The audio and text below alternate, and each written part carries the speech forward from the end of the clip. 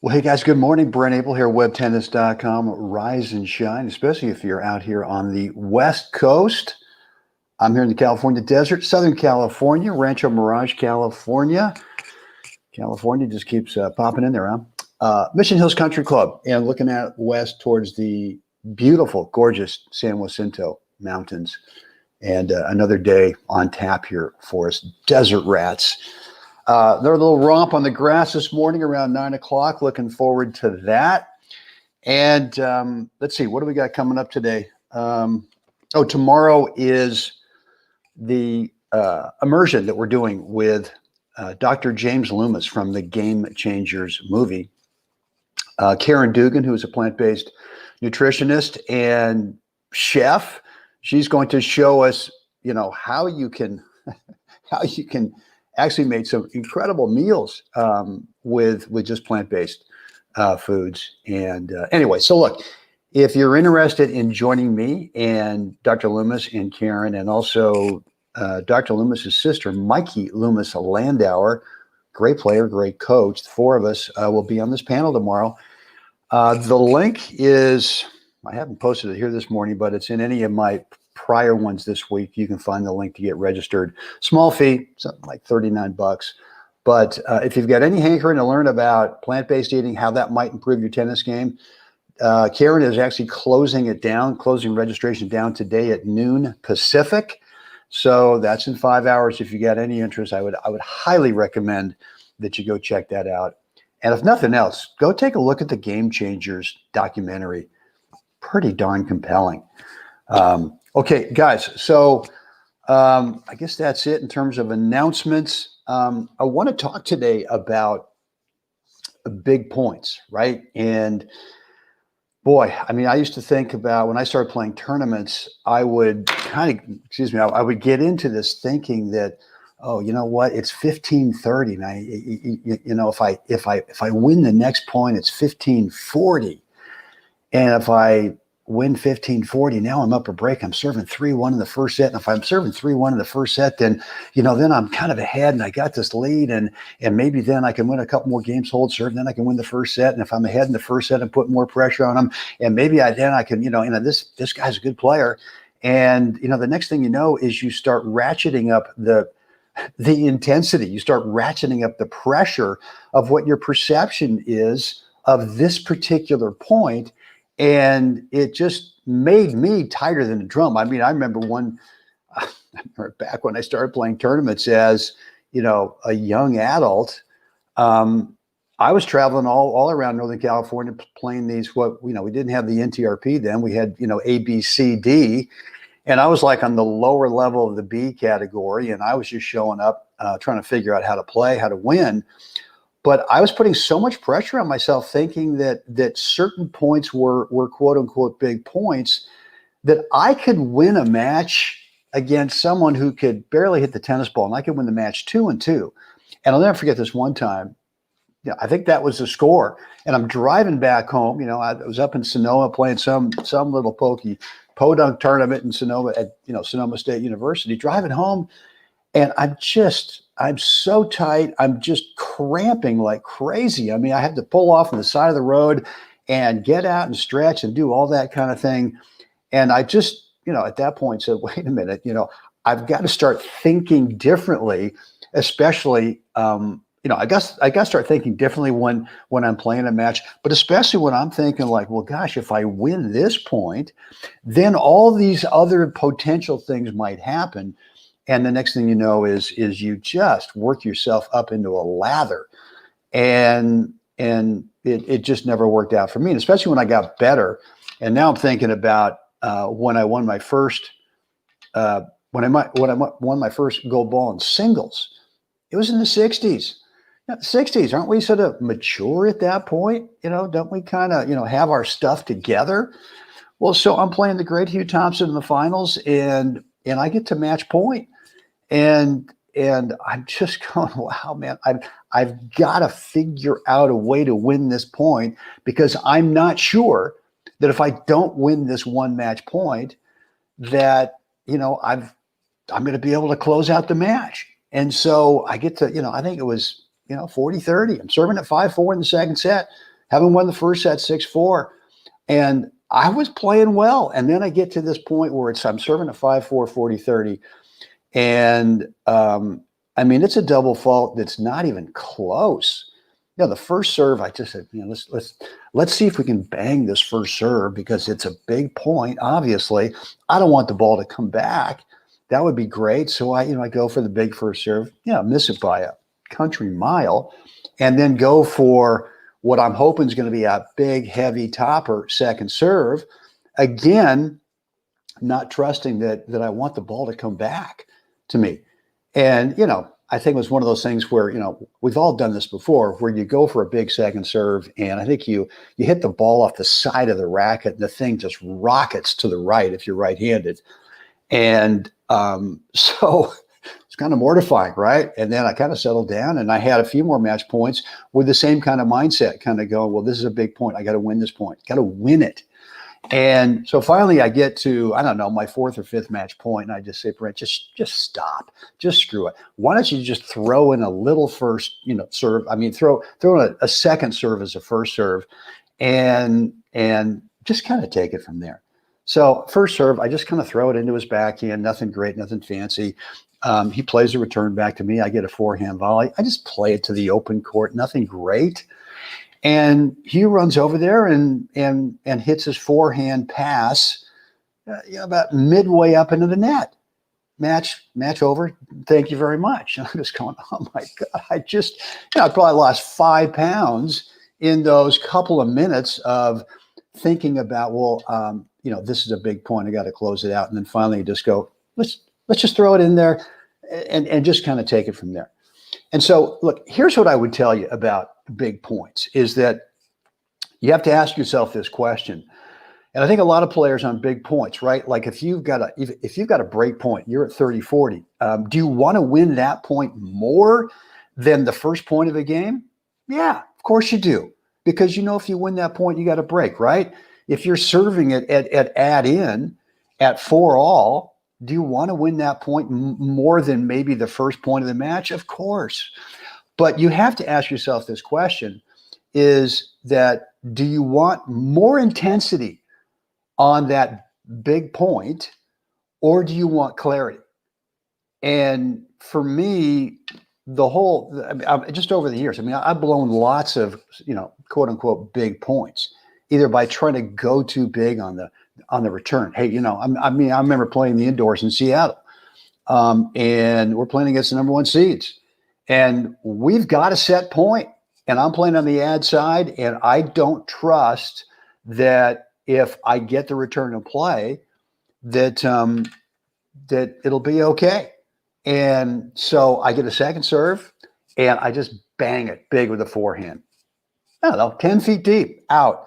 You're right. Next point, my partner goes ahead, and we end up winning it. I get another set point, big point. I better go big. I get a backhand, try to come over it, go big, miss it wide. We end up losing the match, right?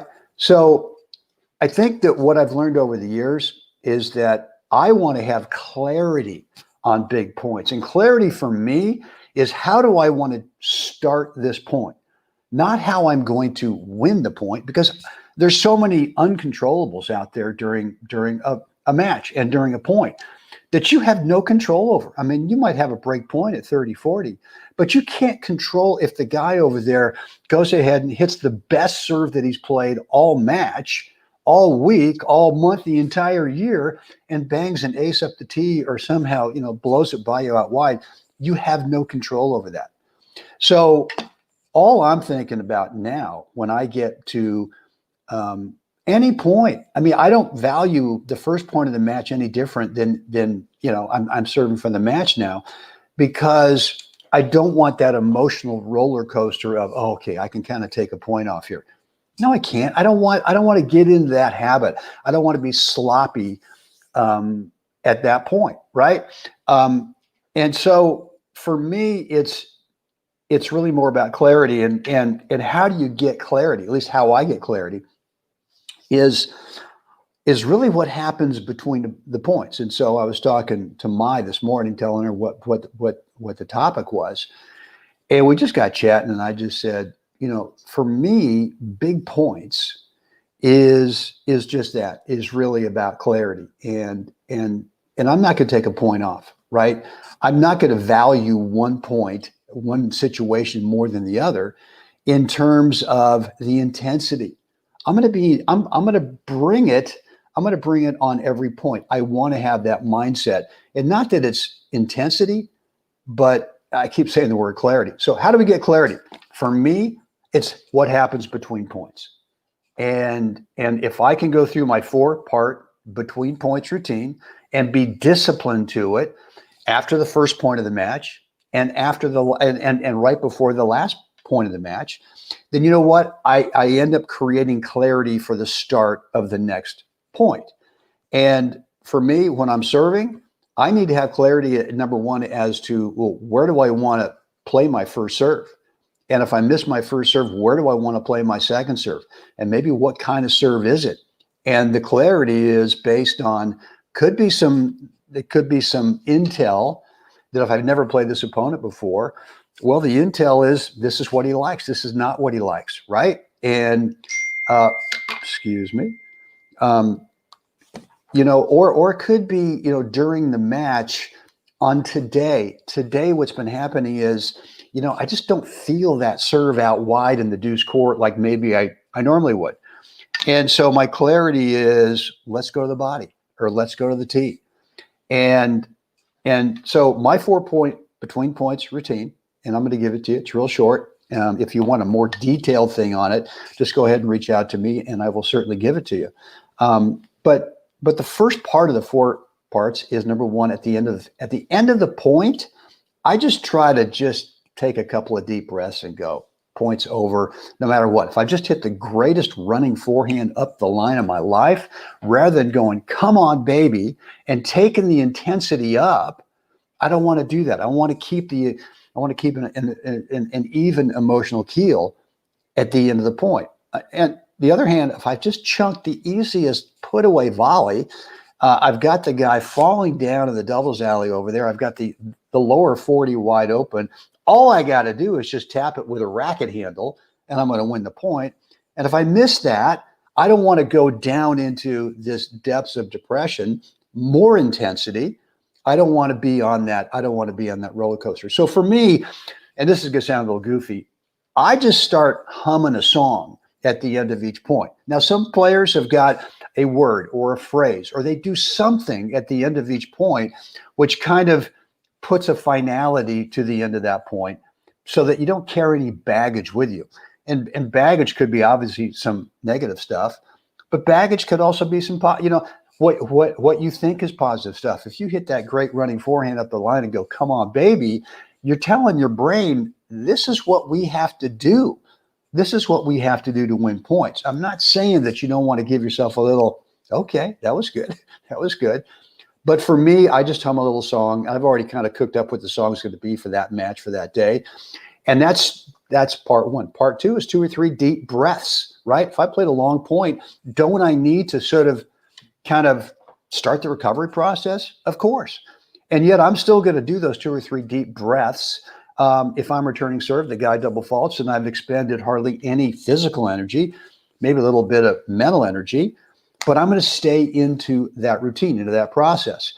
The third thing is, now I consider, how do I want to start this point? And with the serve, it's super easy. I've now got clarity of what I'm going to do to start the point. I can't control if I'm going to win it, but I know how I'm going to start it. And in the words of the great Dick Johnson, and then we'll take it from there, right? I mean, I can't go, well, I'm going to kick it out wide to the ad court, and then he's going to do this, and then I'm going to do that, and then the point's going to be over, and I'm going to win it. I'm going to hold serve, and then, whatever.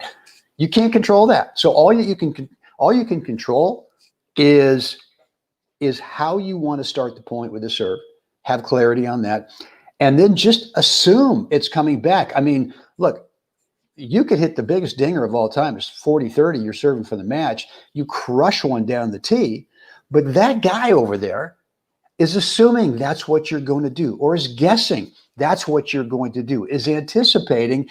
And he's over there as you go up in the tossing motion. He starts to go to the middle, And next thing you know is you just serve it right into his honey pot. He rips a return. And so I'm always thinking clarity, number one, when I'm serving, where do I want to go? What kind of serve? I'm assuming it's going to come back because that opponent over there can always guess. And then the next thing is, hey, I'll just take it from there. Let's just take it from there. I'm trusting that will be okay. And on the return to serve, it's a little bit different. You have to kind of, at least what I have to do is kind of be thinking, well, maybe what is that guy thinking over there? Typically, what's he been doing on this break point or at the 30-40, the 40-30, or maybe just serving to the ad court? What kind of serve do they like? So I just got to remind myself, be looking for it. Just be looking for it. And maybe I'll tell myself, if I get that serve, then I'm going to do this thing to start the return. If I get something else, but look, in the return, you're a little bit out of control, right? I mean, you don't have the same thing that you do with a serve, but at the same time, it's the same kind of thinking for me, which is going to be, how do I want to start this point on the return if I get this or if I get that? And just assume that whatever return I hit is going to come back, and that's okay. We'll just take it from there. So that's the third part. The fourth part is I give myself a little self pump. It's not much. I just don't go, come on, man, come on. You got to win this point. It's 30-40. Come on, you got to win it. Let's go. I don't do that. I mean, I used to do that and it didn't work. I just got so intense, so tight, couldn't hit the ball. So for me, it's a really kind of soft, gentle, all right, here we go. And it's more like a fun thing. It's more like I really enjoy, I'm not going to get into the whole gratitude thing, the ooey gooey stuff of that. But at the same time, there is a little bit of that going on, which is I love to be out here. I love competing. No, I can't control everything. No, if I win this match, am I the greatest human of all time? No. If I lose a match, am I the worst? No. So it is that 4-part between points routine that gives me clarity, that kind of cleans the slate for the start of the next point. And what I've learned over the years is that if I bring something different to those big points, I don't play. I just don't set myself up to play as well. And so what I would encourage you to do is to stop thinking about as points being big or small. Just the opposite of big, right? I think all points are kind of equal. I mean, do I want to lose the first point when I'm serving of a game? I really don't. So I guess that's kind of a big point, right? Would I like to get up on when the guy's serving to me? Do I want to win that first point? Sure do. Is that a big point? I guess so. And I think it kind of gets into the same thing with tiebreakers as well, is now we're down to the final where, one of us is going to win, either singles or doubles is going to win here in the next several minutes. So there's a real potential there to ratchet up the intensity rather than get some clarity. And just think about clarity in terms of how do you want to start the next point, not how do you want to result the next point, because that brings in too much intensity. And sometimes in these points, any tennis point, you've got to improvise a little bit. And if you're too tied up in being intense about having to win this big point, man, it never worked for me. So that's how I think about big points. I really don't think of them as big points. I just think about, I got to stay disciplined to my between points routine. And it's a four-part little process. If you want to know more about it, just reach out to me. You can either leave a comment here. If you want to do that, you could DM me, direct message me, or just shoot me an email, brent@webtennis.com. And more than happy to kind of give you a more detailed description of what I do between points during tournaments. And I'll be the first one to admit, it takes discipline, at least it takes me discipline, to stick to that 4-part between points routine. And which means that, number one, I have to practice it. And, maybe today, when I go out in the grass today, maybe that's one of the things that I think I talked about it, was it yesterday or a couple of days ago? I was talking about, what's that one habit that you want to keep or that you want to build today when you go out in the practice court? Well, you know what? I've just decided that today, the one habit I want to continue to build, and reinforce is my 4-part between points routine. So I'm going to do that today in my practice session. But the other thing is that, and the reason that you want to practice that is so that it doesn't feel weird once you get in a match. It doesn't feel unnatural, because we can be so distracted mentally between points. The 80% of the time that we're on the match or during the match is spent between points and in side changes. And do you think that during 80% of the match, there's an opportunity for your mind to just go into some crazy places? Of course. And so for me, when I learned the 4-part between points routine, I started winning more matches. I started playing at a higher level. Didn't change technique, didn't change tactics or strategies. I just had way more clarity at the start of each point. And that gave me a little boost of confidence, right? And as opposed to before, what I'm thinking about, oh boy, this is a big point. Come on, Kenny, you got to win this thing, man. Don't screw this thing up. And so anyway, I'm kind of yakking on here. I see we're 21 minutes into it. I don't normally go this long, but anyway, hope this has helped you guys, and would love to hear your feedback, your comments. Again, you can just leave a comment here below. You can reach out to me, DM, or you can also shoot me an email, brent@webtennis.com. Love to read and respond. I promise to get back to you if you'll leave me a comment. Guys, on that, come on now. You got to get out there. The San Jacinto's got to get out there today and help someone else have a spectacular day. Guys, I'll see you again tomorrow.